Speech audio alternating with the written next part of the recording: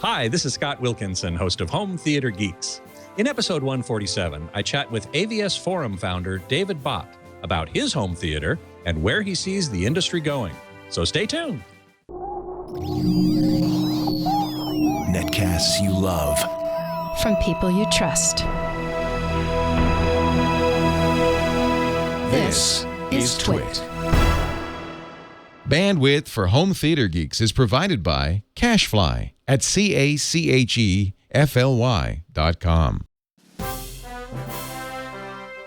This is Home Theater Geeks with Scott Wilkinson, recorded February 4th, 2013. Episode 147, Home Theater Community Activism. This episode of Home Theater Geeks is brought to you by Netflix. Watch thousands of TV episodes and movies on your PC, Mac, iPad, iPhone, or TV instantly. All streamed directly to you, saving you time, money, and hassle. For your free 30-day trial, go to netflix.com/twit.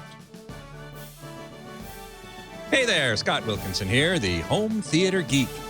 This week, my guest geek is David Bott, the founder of AVSforum, the largest online home theater community on the web.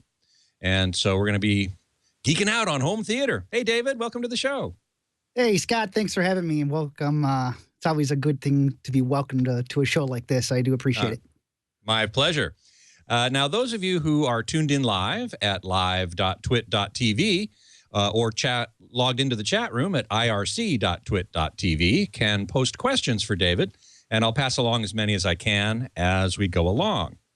Now, David, I want to start out by taking a look around your home theater, which is really nice. I want to give people a sense of what you, the founder of AVS, actually have in the way of a home theater yourself. And so you've agreed graciously to give us a tour. So let's take a look. Well, this will be interesting, first of all. So this will be a first. I have to pick up the notebook to move it around. And I'm also going to change the audio because we're going to have to use the audio on the MacBook, just a heads up. Sure. So real quick here, this is a dedicated room. We run a dedicated theater here, a 10-foot wide screen. It is a 7.2 audio system with 9 speakers. There's 2 on each side, one by each row of seats, if you will. And then, the surrounds, you mean? The surround? The surround channels are one on each row of seats, and then there's the full pair on the back for stereo rears. The speakers are all by Triad, and they're all Triad in-wall platinums. And basically, I'll give you a real quick tour if you'd like. You bet. The Triad Platinums are wonderful speakers, by the way. I've heard them, in various trade show settings and so on, and they're always some of the best sounding speakers at, CEDIA. Well, I'm going to see if this works out, guys. I'm going to try to watch what I'm doing here at the same time, and hope you can hear me okay. Yeah, we can hear you. Okay, what we got here is we got a SMX screen running at 10-foot wide in CinemaScope. And so it's a 235 screen. That is right. It's a fixed aspect screen, 235. Will auto adjust, bringing in black curtains on the left and the right. And it is an acoustically transparent screen. So therefore, obviously, the speakers are behind it. Also up in front, you can't see them because it's too dark up there. There are 2 Velodyne subwoofers, one in each corner to offset for the sub-channels. And if I roll around here, this is a little awkward because I'm trying to watch the screen and we have a slight delay, obviously. Here's the main seating position. And there's 2 rows of 4 seats. And very nice. Who made the chairs? Those are from the chairs are Jay Miller built those chairs. And why am I drawing a blank on the company name? I don't know. I do apologize. But Jay Miller built those. I'm not going to say, oh, geez, he's going to shoot me. And I'm sorry. Jay, I'm so sorry, man. I love you. It's all right. And so anyways, we're going to move back here. And you'll see all the walls are treated and what have you. And then back here we have a hidden door, which brings us into the projection room. Man, you got a whole separate room behind the theater with all your gear. So certainly you don't have all the blinking lights in the theater. And also the heat. I assume that this room is treated, air conditioned, so that things don't get too hot. Yep, we have it's back here because of sound. That projector is a Runco VX2 DC with an anamorphic lens, an ISCO lens.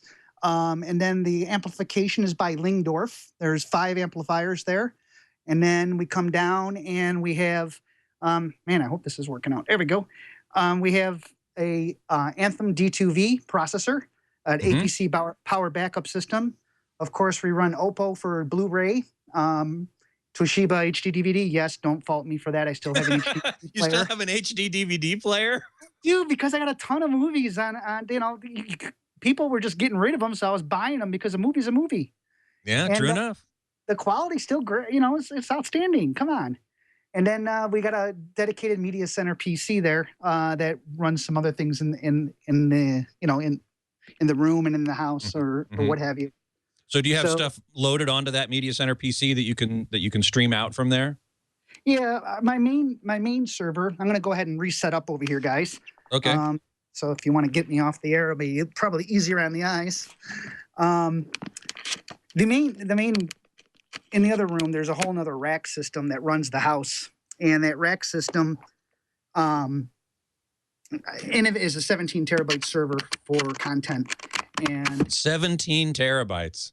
Yeah. How much of that do you have filled up? Is my question. Probably 15. And basically what it is there is it's, all DVR recordings and things like that. So. Oh, right. Uh-huh. Yeah. So because we like a lot of series shows and what have you. Oh, by the way, I was right. It was Acoustical Innovations. I have to give another shout out to Jay Miller for the chairs. So yes, sorry thanks to F and Dunn in the chat room for bringing that up. Acoustic Innovations by Jay Miller. Yes. Exactly right. The chairs are great. They're motorized. They did a wonderful job fitting them for this room. They were custom made. I was the first one to get these sets, and they were made for this room. And I do thank them. But sorry, enough about that. Okay, any case. Well, now Dr. T has a question. We were talking a minute ago about media center PCs, home theater PCs, and so on. And Dr. T in the chat room says, any suggestions on a capture card to my computer to record 4 shows at a time over the air? No cable card required. Do you have any thoughts on that? In my house, I personally run 4 HD home runs. Basically, each one of those HD home runs has 2 tuners. They can be either cable QAM tuners or over-the-air tuners. And I run 4 of those. So basically, that gives me 8 possible recording sessions. Depending on the platform you're running, you are limited by the platform of how many streams it will allow you to record at one time. So if you're running a media center PC or some other software, it's all going to be limited on the number of streams and the power of your computer, quite literally. But the HD Home Run is a great product. And you have all those in one computer? No, HD Home Runs are separate boxes. Oh, separate boxes. My mistake. Yeah. Basically, what happens is the signal comes into that, and the HD Home Run takes that signal and turns it into IP, and that streams to the computer over your network. And on the other end, your computer sees that as a tuner card. Got it. So, Dr. T, there's one good way to do it. How much are those home runs? Are they expensive? No, you can buy them. You can buy them used, or you can get them, new. They have the newer versions. I have the older ones. I haven't really priced them out in a while because I've been running them for years. I mean, they just work. Cool. You also have other options these days, like DirecTV and Dish Network, which allows you to record multiple shows at one time. Obviously, they're going to be fixed on the DVR at that point, but they're also great for streaming around the house because you can pull, like the Dish, for example, and use the Hopper system. You can record 6 different programs and then stream those to any of the Hopper Joey systems, or little boxes that basically just go around, anywhere in your house, if you will, and you can stream back from those. Right. Those are the thin clients to the Hopper, which is the sort of mothership, if you will. That's correct. But those, of course, are tied to the Dish Network or, let's see, the Hopper is Dish Network. DirecTV also has, the capability of whole home DVR and multiple recordings at once. But those are tied to the satellite service. And Dr. T, I know, was talking about over the air. So the home runs would work for that. There are a number of other options. I can't think of any at the top of my head, but certainly someone in the chat room will, no doubt. 130 a pop, Eldrick says, for the home runs. So that's not too bad. There you go. And also, you can also, we have great people up on AVSforum, like Assassin PC. Those guys are awesome. They'd be able to help you out, answer some of those questions. So make sure if you haven't checked the home theater PC section of the site, look for the Assassin guys. They're there to help. They give great support over our site. I understand they do sell a product also, but they do offer support to our members, which is wonderful. Right. Now, Lawn Dog in the chat room is asking, you're using Velodyne subwoofers. What size are they, and what's the reasoning behind using 2 instead of 1? Well, that's a good question. It's the size of the room is, understanding first off, is 27 by 14. So there's a lot of cubic foot of space in here. It is acoustically treated. The Velodynes that I run are quite literally, they're very old. They're Velodyne digital drive 15s, and I say they're old, but they are tried, proven subwoofers. These are DSP-driven subs. They were made quite a while ago. I think they're probably about 9 to 10 years old, I think, the series I have. And I run 2 just because when I pinged out the room originally, we ran microphone in 7 to 8 different positions in the room, and we found that we had some standing waves, and we were trying to cancel out some of those waves. A second subwoofer, 1 would do well, but the volume of room and the volume of space in the room just really warrants, 2 drivers. Well, plus the fact you're exactly right that if you have 2 drivers, you have a lot more capability of minimizing the room modes by judicious placement. Now, your subs are also in wall, I think, or you've mounted them in the wall. They're not the one. Oh. No, the ones down here, they're freestanding in the room. They are in the corners by each screen, and they are in the corners. Upstairs, I think the ones you're referring to, Scott, when we were discussing stuff earlier, upstairs I have Velodyne in-wall subwoofers upstairs in the great room theater. There's, we use triads upstairs also in that room, and Velodyne in-walls in that one. So I think that's where the confusion came in. But these are tried and true standing Velodyne digital drive 15s. So 15-inch drivers, self-powered, I assume, right? Yes. Yeah, very good. Okay, you mentioned AVSforum has a whole section on home theater PCs, and they have whole sections on all kinds of stuff, flat, displays and audio systems and home theater PCs and bunches of stuff. Literally hundreds of thousands of posts, many thousands of threads on all different kinds of issues. Now, what I wanted to start with you after we took a look in your home theater, which is fabulous, by the way. You must really never leave, is what led you to start AVSforum, and how long ago was that? Oh, boy, this goes back. AVSforum, I was always an enthusiast way back when, and can never not remember. I was actually a video film editor for Fox. I was an on-air master control operator, did video editing for Fox, and left there to do computers, believe it or not, even though I had a degree in broadcast. And from there, I always had the passion of audio video. And my wife likes to tell the story when we first moved into our first apartment after we got married. I had a 52-inch Sony XBR rear projection TV with only enough room in the living room for the couch. That's all you really need, right? And so here we have. I got the couch and I got the television, and that led me to a good friend of mine, Alan Gouger, at AV Science in Rochester, New York, when he was running that. And we became good friends. And in 1995, I started working with Alan as personally and on both personal level, and then as a business relationship. And then we started I was programming back then when it was all text in the days. So I was doing some programming. And then in 1999, internet started to develop more, and I saw the digital age coming. Back then, before that, it was all CRTs. And I went through that phase and went along, right with Alan with that phase too. And saw the digital age coming, and in 1999, AVSforum.com was born, and basically it grew from there. And I'm proud to say at this point, we're at 4.5 million unique visitors a month, which is quite outstanding. It is quite outstanding. And I must say up front here that I am now newly associated with AVSforum as the editor of the editorial content. So I'm very proud to be, because AVSforum has, as I said, been around a long time, and certainly the largest AV home theater community on the web. And I do know that now AVSforum is adding content other than the forums themselves, which are still the primary focus of the site, but we're now starting to put more content on the site, dedicated content to help people with their AV issues and to get the most out of their systems and to choose the best products and so on and so forth. So I'm very proud to be now associated with it as well. Yeah, it was great to get you on board. We ran into each other at one of the trade shows and found out that you were, looking to do some other things, and was happy to be able to get you on board, with AVS. And we look forward to welcoming you to the team. Obviously, we already have welcomed you, but we look forward to some content creation. And you already started off with your first server piece that you did, and part one that was. Part one, part two's coming up. Yeah.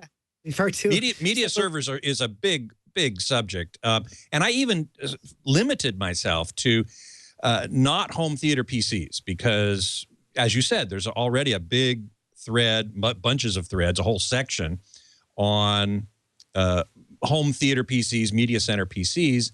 And I was originally approached to do an article about dedicated media servers, which on the video side include some expensive ones from Kaleidoscape and Mosaics. And on the audio side, they can get expensive too, but they're not as much. Things like the Meridian, what used to be called the Sulus system. Did you know they changed their name? I had no idea. It's no longer called Sulus. It's called the Meridian Digital System or something like that. Casatunes, Autonomic, a couple others. So, it was an interesting subject. And even by limiting myself to that, I couldn't get it all in one article. So part one's up there now. Part two will be coming along pretty soon. I'm also planning to run some polls, as you and I have talked about. I really would like to get the membership's ideas or preferences, their picks for in various categories. Like, for example, one that I'm going to post here at some point pretty soon. Which do you prefer for your surround speakers, bipoles or dipoles, or direct radiators? Yeah, that'll definitely be a hot topic on AVS for you, because people go back and forth on that all the time. Yeah. And, what's your opinion on it? Well, I use direct radiating in my particular theater because I'm able to put the speakers on the left and right side for the surrounds on each of the rows, and then also have the rears. And direct radiating works very well for me. I did have I've used a lot of different speakers in my time, as you can imagine.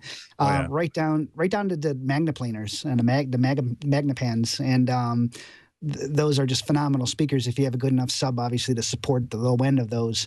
But there's back and forth all the time, and I think you're gonna find that to be a great subject on AVSforum once you put it up there. Right. Well, there are many.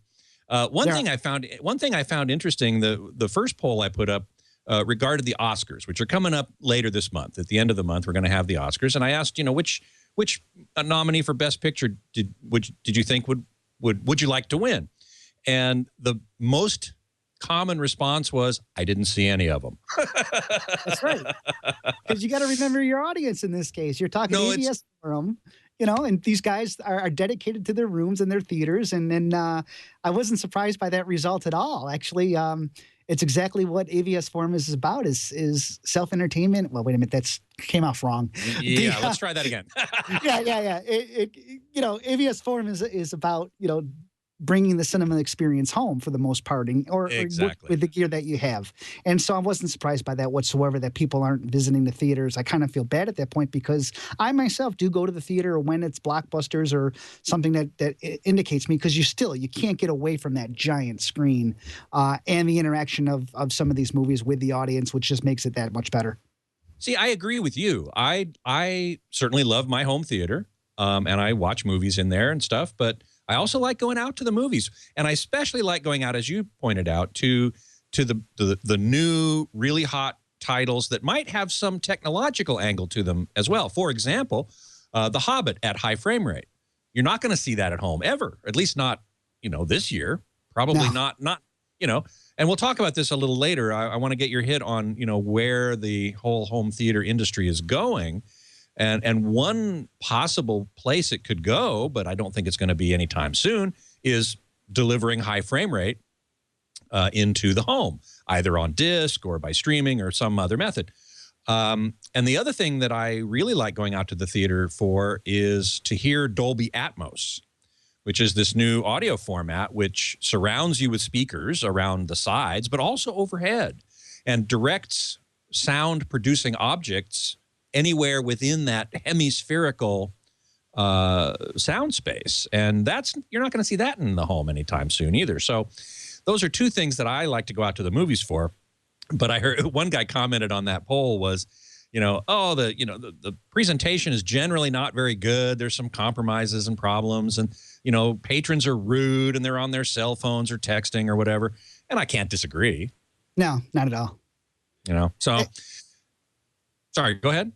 Oh, no, I was just saying not at all. That's the regular movie going experience these days. You got to contend with the people, but you hit the right movie, like the Star Trek movies or something like that, or any of those where it's better to experience it with the crowd. And not that it's not good in your home either, don't get me wrong, but it's the crowd experience that goes along with that type of movie that makes it a little bit more special at times. Right, exactly.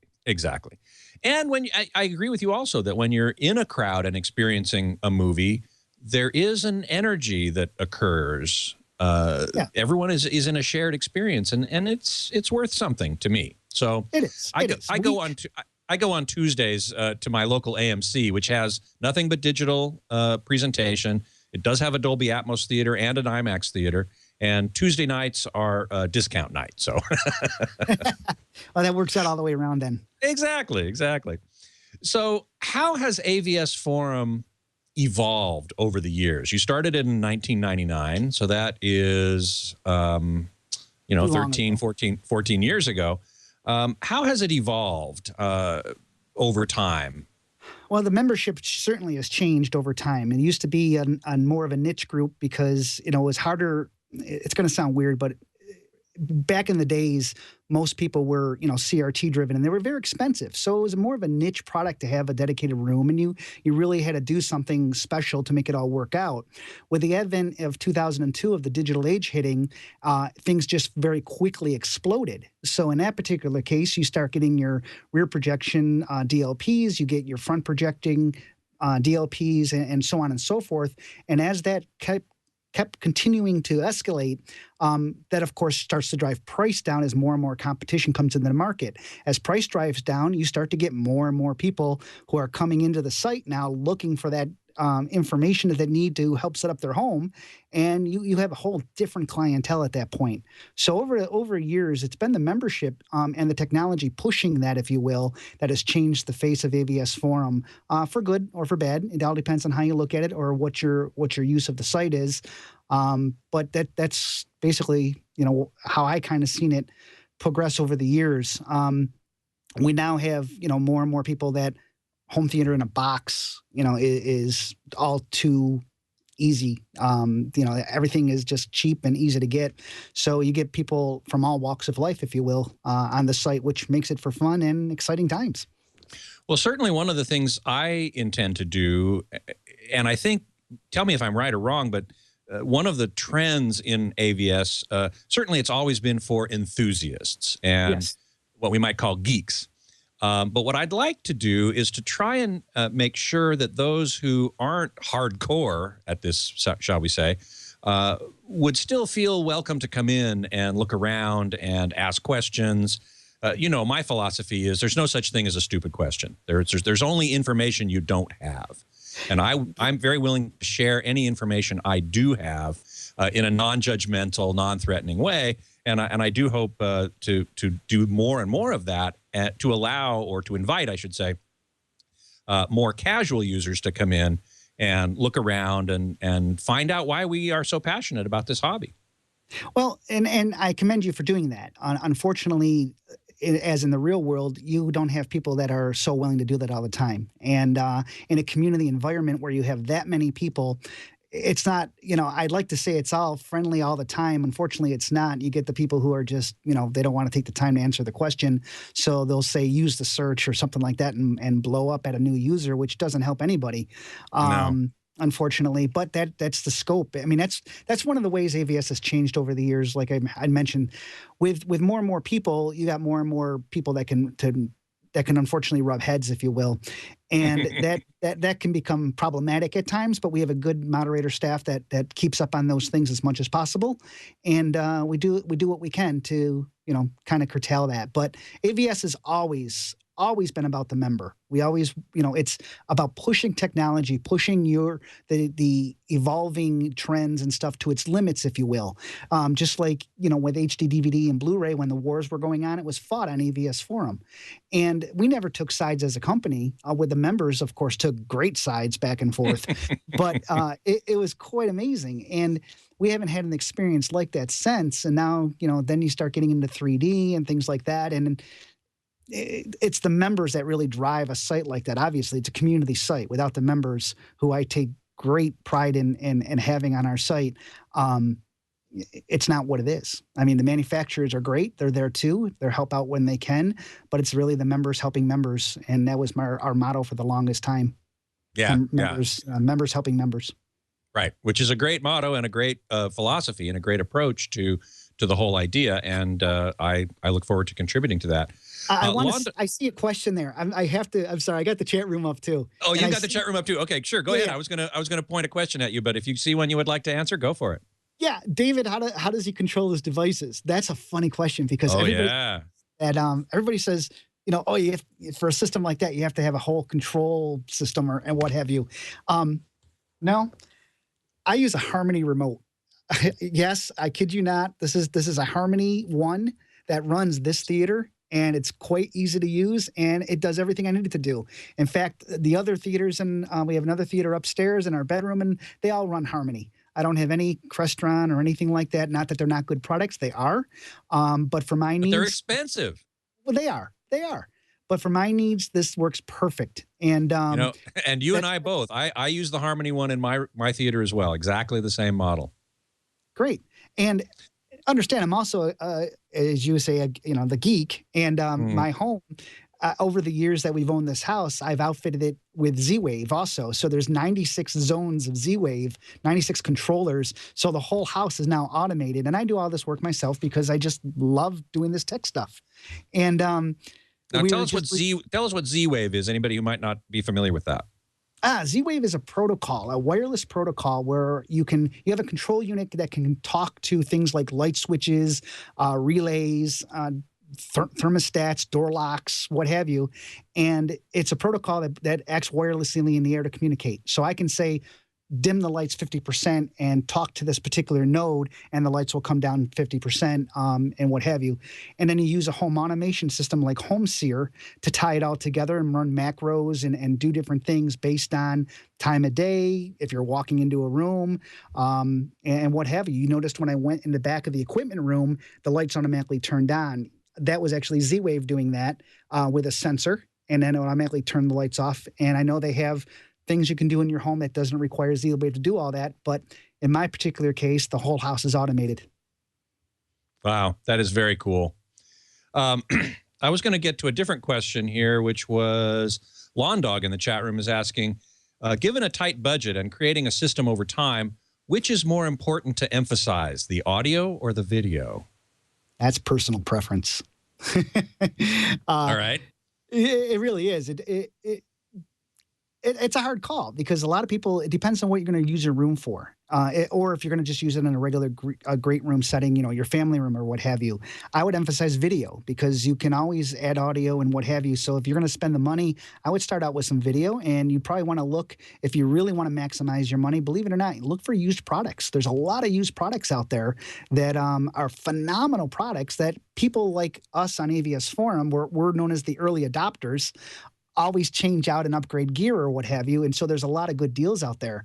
So, I look at the video end of things, and then I go into the audio end of things. But, it becomes on a personal preference. If you listen to a lot of music, then you're going to want to go audio. But if you're really watching movies or television, then put your time and energy into a video system.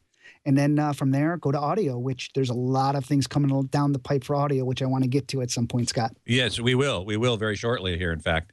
The only point I would make in that regard is I agree with you. It's a matter of personal preference. And you can spend just as much as you want on either or both of those sides of the equation. I mean, you can get speakers that are hundreds of thousands of dollars. You can blow tons of money on amps, preamp processors. On the video side, you can, projectors can be well over six figures. Oh gosh, yes. Or you could get one of these new 110-inch 4K displays that we saw at CES when they become available for $300,000 was the price I heard for one of those. Yep. The Panasonic 152-inch plasma, which is a 4K as well, is $500,000. $500,000, and then you can get one that comes up out of the ground if you want and put it outside. Yeah, exactly. I'm kidding. I kid you not. There's one that actually comes up out of the ground, expands out, and gives you your display. And then when you're done, it folds back up and retracts into the ground. Man, is that from Bayovision or Bang & Olufsen? I forget who that's from.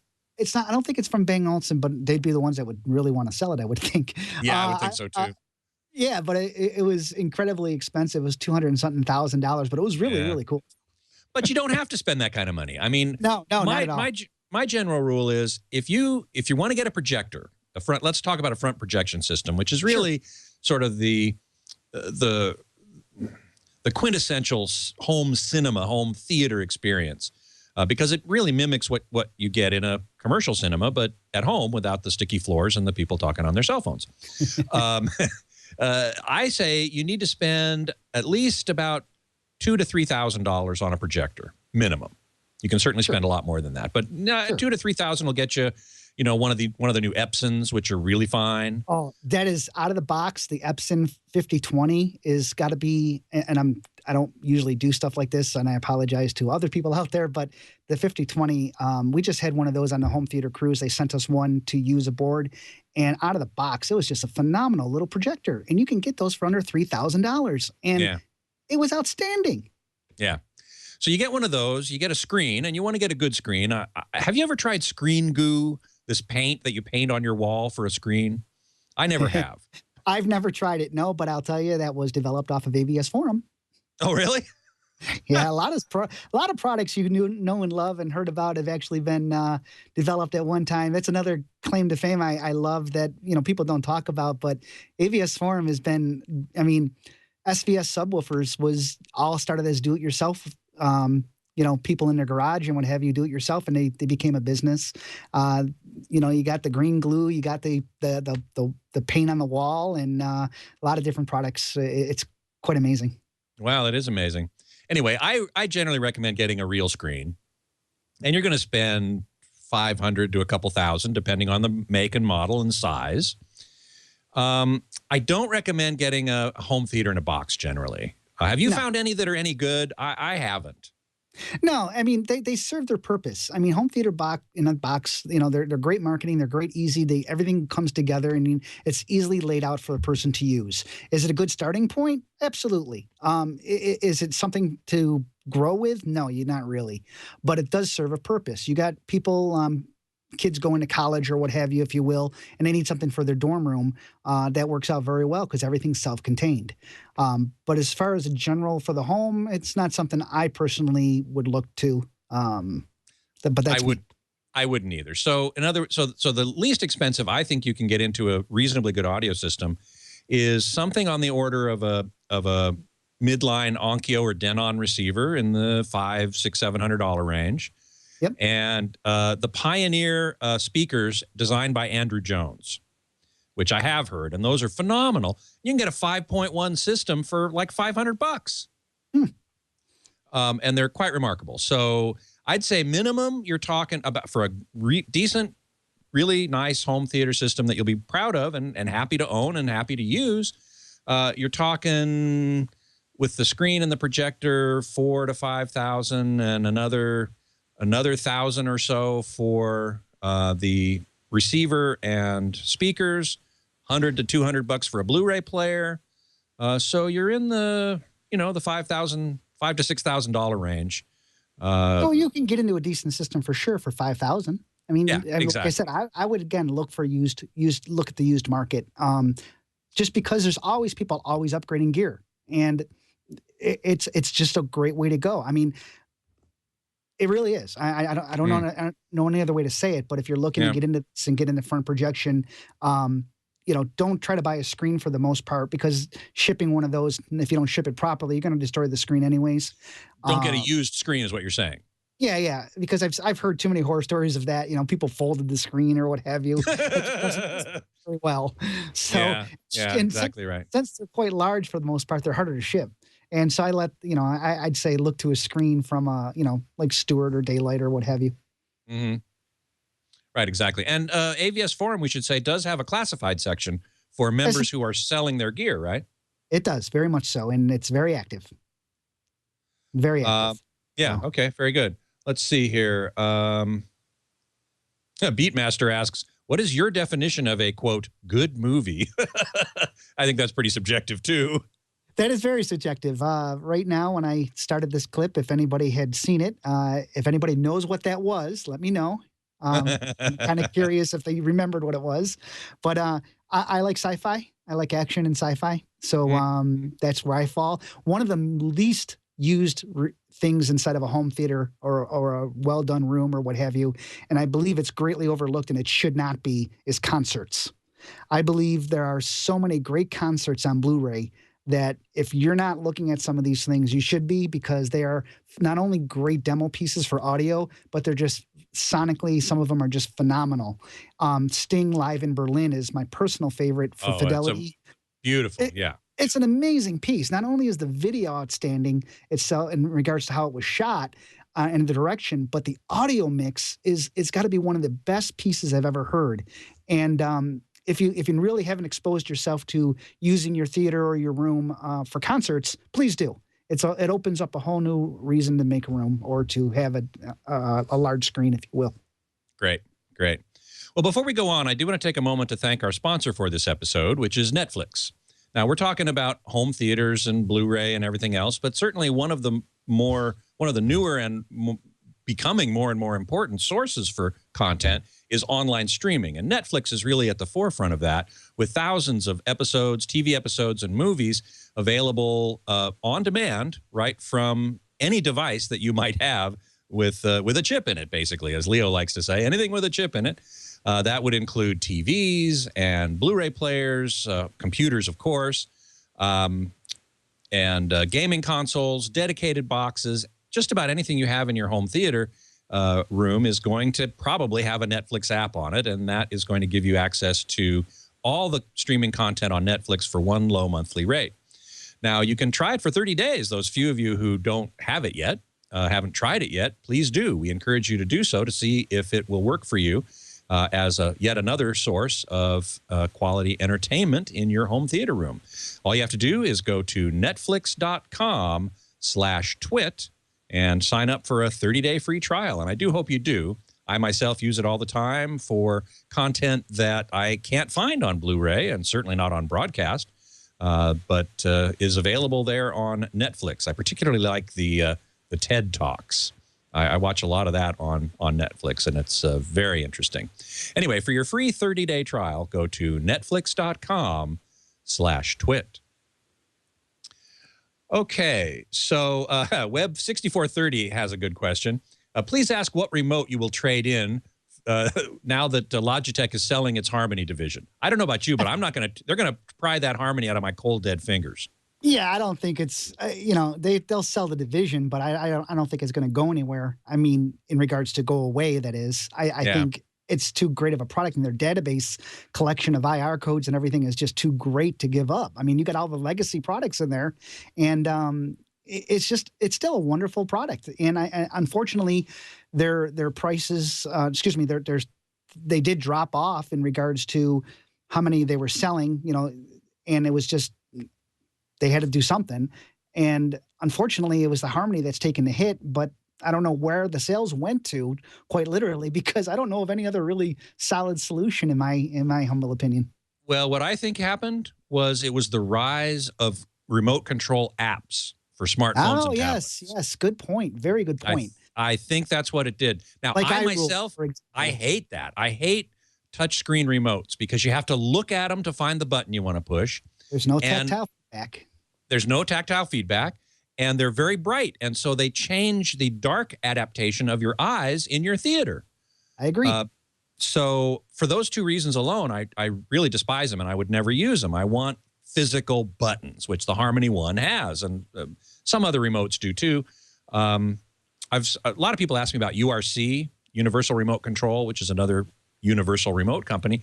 And installers love them because you can program them in a very flexible manner. They're more powerful in terms of being more flexible than the Harmonies, but to program them is a pain in the butt. So and that's it why I requires somebody to do it for you also, don't forget. Yeah, in many cases it does, unless you're a super geek and can deal with, programming macros and doing all that stuff. The Harmony does it all for you, so it's much better. It has made it, the Harmony made it so nice for people. That's for sure. F-Loop in the chat room is asking a good question. Before we get to the last topic of conversation, is the recent obsession with 4K a misdirected desire for improvement in other parameters of display performance and content quality? Wow, that's loaded. No, I don't know how to answer that one, unfortunately. I always like to see the envelope pushed, that's for sure. And 4K is definitely pushing the envelope. Unfortunately, to really enjoy and see the benefits of 4K, you need a large screen. I mean, you need a large screen to utilize that pixel structure, or you really don't gain much for that expense at this point. And then you of course got the whole other argument of content. Well, if you build it, they'll come, and that's basically what's happening in this case. The content will surely come at some point, but the price point of course of 4K projectors and flat panels of course will greatly have to come down. And for the mass market, for the mass consumer, I don't see it being a big attraction to them at this point, because there are so many other panels that, I mean, most households are 55 to 60-inch panels, and you're really not going to get the benefit of a 4K device on that size of a panel. Yeah, I have to agree for the most part. Okay, so what is your take on the home theater industry today, and where do you see it going in the next few years? What can we expect? Well, good question. That's come up a few times, and we've had conversations like aboard the last home theater cruise, which just happened last November, excuse me. We had a panel of people up there, and we were discussing that. And one of the big things I believe is going to be happening in the industry is two things. There's actually two things I'm excited about. Or I shouldn't say excited about one of them, but one of them first off, to open up a home market to people who really can't get surround sound, for example, and for ease of installation, wireless speakers. And there's an association called WISA, W-I-S-A, who is basically championing a protocol where standards and testings can be done. So you can have a Yamaha product and a Samsung product or what have you, and you can have triad speakers with a built-in receiver, and you can have a Yamaha receiver and or AVR, and it will just work. It'll just link, kind of like Wi-Fi, but for the wireless world. And I believe that opens up a whole new area: condos, apartments, college dorm rooms, things like that, where anywhere you have an electrical outlet, you can plug in a speaker and link it up and grow your speaker system that way using wireless. And people are going to say, wait a minute, that sounds terrible. I'll tell you that aboard the cruise, when we started off our demonstration, we purposely went with an audio-video track. And at the end, I pointed out to the audience participants, I said, take a look around at the speakers that you're listening to. You see the wires running to them. You'll notice that those are not speaker wires. Those are power wires. And they were kind of shocked because they were getting fidelity out of an audio system that's running at 5.8 gigahertz on 24 channels. Well, this is something that people complain about, that when I talk about wireless is, oh, the quality's not so good. And someone in the chat room here, James Spawn, is saying, my wireless speakers pop too much. Yeah, it's because what's the age? How old are they? And it's definitely not a system that was probably built, I don't know what you have. I'm just going to say you got company A's product, and they're putting out a wireless system, and depends on the frequency they're using or how they're doing it and what have you. But that's where WISA comes in. We're setting standards with the association, and companies are getting on board. So basically, the protocols will work, and they'll work properly from product to product. And from there, what happens is you open up a whole new realm of places you can go with it. I mean, outdoor auditoriums, outdoor theaters, I mean, things like that where it's hard to run wires. And in a 5.8 gigahertz spectrum, there's a lot of room because it's vastly unused compared to the 2.4 spectrum. You can get a digital transmission, and it's flawless. Like I said, the people in the audience did not know there was no speaker wires running to it. I mean, It's just great. And when you have company who's trying to do the protocols, and then you get other companies like Pioneer and Sharp and Panasonic and what have you, all signing on saying, yeah, we'll support this. That's going to shake up the industry, and that's going to move things in the right direction. It reminds me a bit of Sonos, which uses Wi-Fi, not wireless audio, but Wi-Fi. Basically, it converts the audio into network packets and sends them on, and then they get decoded at the other end.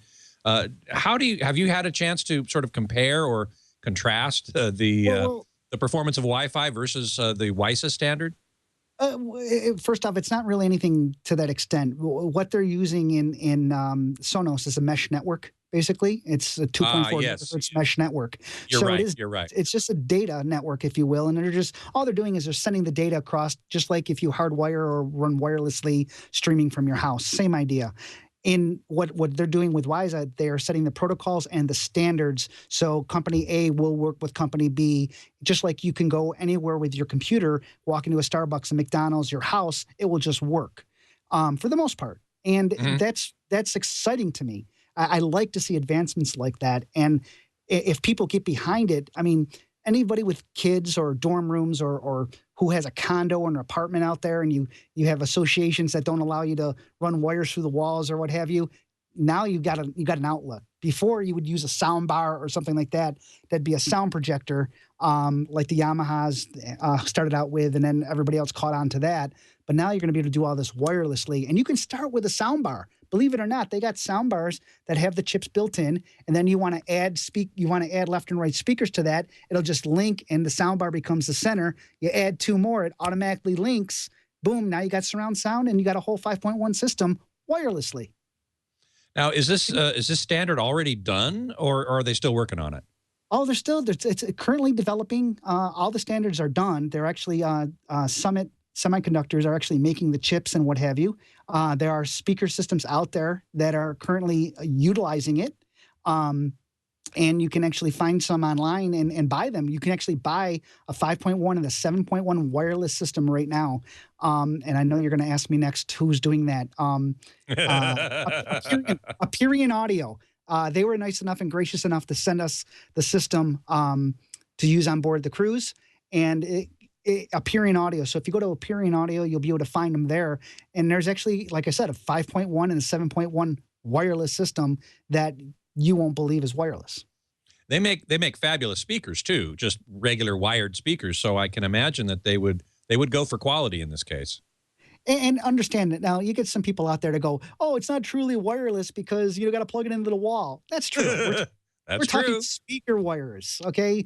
More people have outlets around their house than they do ways to run speaker wires. So I don't know, in my room, I can easily put in 2 channels in my rear, or in my bedroom, put 2 channels in, because I know there's going to be an outlet on the back wall, or 2 outlets on the back wall, and I don't have to run speaker wires. So I get a ton of emails from people saying, I can't run wires from the front of the room to the back of the room.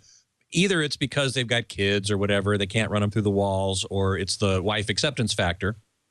But this sounds like it's going to be a great solution for that. And as a matter of fact, I should plug that I'm having one of the technical guys from WISA as a guest on this show later in the month, which you helped set up for me. So I thank you for that. Alan's going to be on this show. He's Alan wonderful. Ruberg, right? Yeah, so if you guys out there listening are more curious about this system, definitely watch for that show to come up. Alan is phenomenal, and he's a tech head. totally a tech head, and he will be able to explain the system left and right a lot more than I can. I'm just totally behind the movement, and I'll support the movement because I believe it's right for home theater, and it's right to push more theaters into homes that they can't reach currently because of the wiring situation. But any case. Well, you said there were 2 points you wanted to make, and wireless was one. What was the other? The second one is content delivery. More and more, it's not like when we were growing up, Scott, where we went through the television broadcast, we went through VHS, Betamax, we went through all the renditions of different formats, Laserdisc and what have you. And as quality kept increasing, we didn't have the internet, and we didn't have all that wireless data and what have you that's available everywhere now. What we're seeing more and more with the generation coming up is they're watching television on their telephones. And and the problem being is they don't care as much about the quality. I believe in the future everything's going to be going content streaming for the most part. I mean, Netflix, for example, which you just mentioned, who's your sponsor, they're taking a huge gamble with House of Cards. And that is which I haven't seen yet, but I'm looking forward to. I'm looking forward to it very much. I think it's going to be great. Right, and there's a plus side and the upside of that is, one, you can get your content anywhere, anytime, which is great as long as you have service, and as long as you have good enough service. So those are the criteria that you're going to run into. But I do believe in this fast-moving world, I believe that's where a lot of this is going to be going in the future, is content delivery and how you're going to be receiving it. People, don't get me wrong, I still think people are going to want that disc in their hand. They're going to want that media. But as this generation comes up, along the lines, they just want instant access. They want it now. And that's basically the way it's going. And we've certainly seen that in terms of audio, yes. where people are flocking towards MP3, which is a low quality, highly compressed, lossy compressed audio stream or file, because it's easier to download and so on, as opposed to, you remember when MP3 was just coming up, it was at the same time as the battle between SACD and DVD audio, which were the next generation, higher quality disc formats than CD. Both of those formats went nowhere, essentially. I mean, SACD is still around a little bit, but... And why do they go nowhere, Scott? Because now you can get it instantly. It destroyed it. Once you can start getting it online and downloading it, people weren't so much looking at the quality content as they were about how they can get it and just get it. And that's unfortunately, I think that's the way it's going to go in the future. Now, people are like, well, 4K, how are you going to do that? Well, exactly. Yeah, you can take 4K and you can say, okay, I'm going to want to watch that movie. And it might take you, depending on the link that you have, a while to download it, but they'll do something with hard drive protection or encryption or what have you. And you'll be downloading that content, or you'll go out somewhere, run a drive, or they'll have discs, I think. But I'm just thinking content streaming in the future is really where the content's going to come from. They're broadcasting 4K overseas.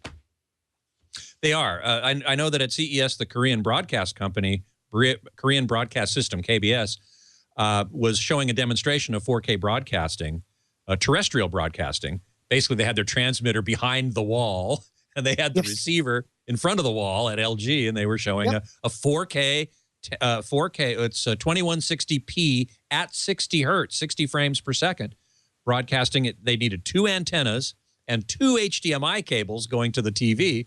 But there it was, and it looked great, I thought. Yeah. Kathy, sorry, go ahead. Yeah, I think people are going to want the quality. Don't get me wrong. They're going to want it. But don't forget, it's not like the olden days. Everything is moving exponentially faster than it used to.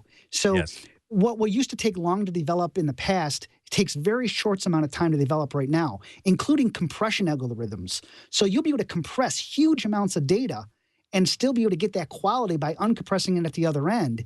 And that's changing. I mean, look at the different Kodiaks that are out there nowadays, and it's just going to get better over time, obviously, and it's moving exponentially. So that's why I think that's the way it's going to go in the future, because people are going to develop these Kodaks,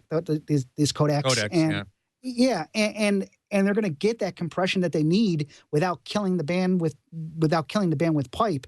And that's actually, I'm kind of nervous about that too, because you have infinite amount of space in airwaves, and you have an infinite amount of space going across copper. And most of the U.S. is wired by copper. So right.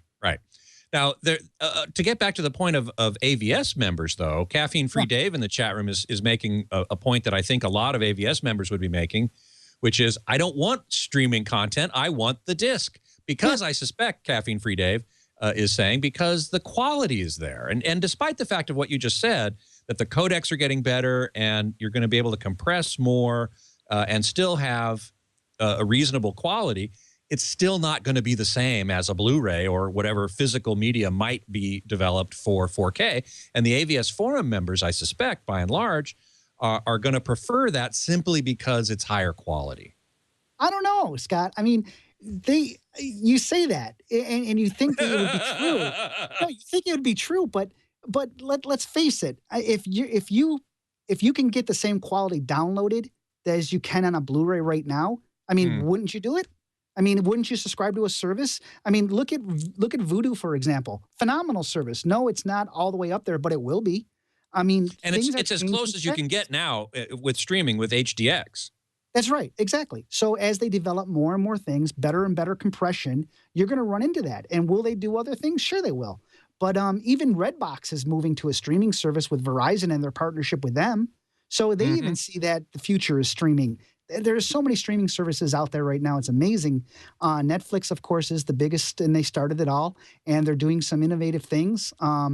They took some of their hits and their lumps along the way. But now you have other companies like the Redbox, as mentioned, coming up and along. And yeah, it's older stuff. But then again, you got your services for instant demand for on satellite dish and cable, for video on demand and all that. But that's part of that whole thing of on demand and streaming. Technically, that's streaming. You sit there with your cable box and say, I want to watch this movie now. It's coming down to you. And you can get 1080p content. I mean, I'm waiting for the lossless audio to come down at some point. Yeah, well, that is one other step. Certainly, you saw, at CES, Sony was talking about their means of content distribution was exactly what you're talking about, which is for 4K in particular, downloading 4K into a big old hard drive that you have at your house and distributing it that way. And I tend to think I agree with you that that's probably the way it's going to go. Certainly that will happen before Blu-ray Disc Association gets it together to do a 4K disc format, which Blu-ray can't really do now. I mean, it can sort of. They've got a dual layer. You can get up to 100 gigabytes, and if you on a disc, BDXL people talk about. Well, you can get more than or 50 gigabytes rather. Sorry, on a Blu-ray, and 100 gigabytes or 128 gigabytes on a BDXL. But that's only a rewritable or a write once format. It's not a commercial product that you can stamp out like a Blu-ray. So they have to come up with a new format for a disc format for 4K. So all of that is by means of saying I agree with you that getting content from online is probably the wave of the future. I agree. Yeah, and that's like as I mentioned, as more and more things change down the line with data and compression, that's where it's going to be developed. I mean, Ultraviolet was, the stepping stone for the theaters, excuse me, not the theaters, the studios to try to circumvent and get on that download bandwagon. And so now you buy a disc and it comes with a digital copy and you can play that anywhere, anytime. So, right. Even they are looking at that direction, and more as bandwidth develops and what have you, you're gonna have more of that. Now, the downside of that is if you lose connection, you lose connectivity, you lose your services, you're gonna want that disc. So right, exactly. Well, we've got a few minutes left. I did want you to mention, to tell us a little bit about the home theater cruise. You mentioned it, and it is something else that you do. It's related to AVSforum, but I want to make sure everybody gets a sense to know what it's about. How long have you been doing it? What is it? How can I sign up? Well, not something I wanted to talk about. Oh.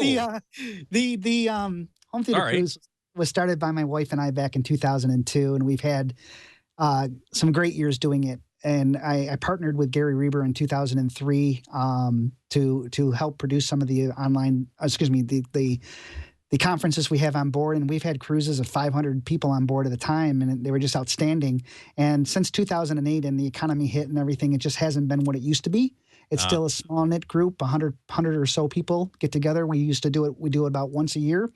And it's we've had 10 cruises, and we've had everybody we've had Class A audio engineers on board. In fact, at one cruise we had the who's who list of the A list of audio engineers, 26 Grammy Awards between them, including Phil Ramone. Oh, wow.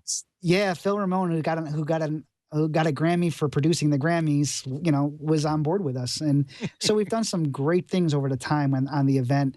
One of the other things that I'm really proud of is over time, we've raised a lot of money in different ways, mostly through home theater auctions for charities. The ELF Foundation, who builds home theaters and children's hospitals, and then also our newest one that we look to is Segs for Vets, for veterans that come home who have been amputees or what have you. We buy Segways and train them on how to use Segways so they can stand up and be tall again as they go around with their family, walking their dog, going out with their kids or what have you. It's a whole mental thing as far as not just the mechanical of getting around, but the idea that you're standing up looking somebody eye to eye again versus sitting in a wheelchair or what have you. And it's just great to do things like that for our veterans returning. I actually know of that charity myself, and it is a very worthy cause, as is the ELF Foundation, which, as you say, builds home theaters into children's hospitals for kids with really serious medical conditions who can escape for a couple hours into a movie, which is, after all, what we're all looking for, isn't it? Yeah, it is. And I got to say, I'm very proud. My wife and I have, over all these years of doing the cruises and AVSforum, we've done over $600,000 in donations to one charity or another. Congratulations. That's great. Thank you. Through the generosity of the members of the site and the people who are on the cruise, and of course the manufacturers that help support through products and what have you. So, Epson and Samsung and companies like that. Finally, I hope you don't mind this, but I wanted to just let people know that you and your wife actually spend a lot of time on the road, and you have a website that basically documents all of your travels around the country. Do you want to say something about that? Sure. That's always fun because one of the things that we do with it also is we do meet and greets and we meet people around the country. My wife and I started traveling in 2008 in a motor coach. We have a 43-foot Tourmaster, and it's completely outfitted. We ripped out everything in it in regards to the audio-video portions that came with it. This coach came all composite, wired for composite video. So we pulled it out and rewired it. It's all HDMI with a 4x4 matrix switch. There's actually four flat panel TVs, a front projector, an outside projector. We take outside and we put a screen up on the side of the motor coach, and people walk over from different campsites and what have you, and we do movies under the stars. And it's just fun. Amazing. Yeah, and I got this idea a long time ago. I'm like, what are we doing sitting home? We shouldn't just, I work online. I reach out to these people, like you do here. I work online, and what are we doing sitting home? So we bought this motor coach, and we travel the country. And the website for those listening in or in the chat room is, you can follow along with our travels, is outsideourbubble.com. So outside our bubble, because it's all dedicated to getting out and doing something different. Trying to experience new things, be it people, be it food, be it adventures like skydiving or bungee jumping or hot air ballooning. It's getting outside and trying to live life and get outside of this bubble that everybody seems to be in from the day-to-day activities. And I'm lucky enough and I'm blessed enough through the great site that we've developed and the members that I can work on the road. So we do. So outsideourbubble.com. My newest adventure is flying a drone. Yeah, I said the bad word, drone. You mean a military drone? No, it's a quadcopter. Believe it or not, military technology is coming home. And I fly a quadcopter. I can go up to 3/4 of a mile away. I wear video goggles, and I get all the telemetry, and we fly the drone, and I shoot our adventures in high def and put them up on YouTube. And you get to see the world in a different perspective. When I'm flying, I'm literally flying as if I'm sitting on that little helicopter. That's incredible. That's incredible. And how do you hook up to the internet on the road?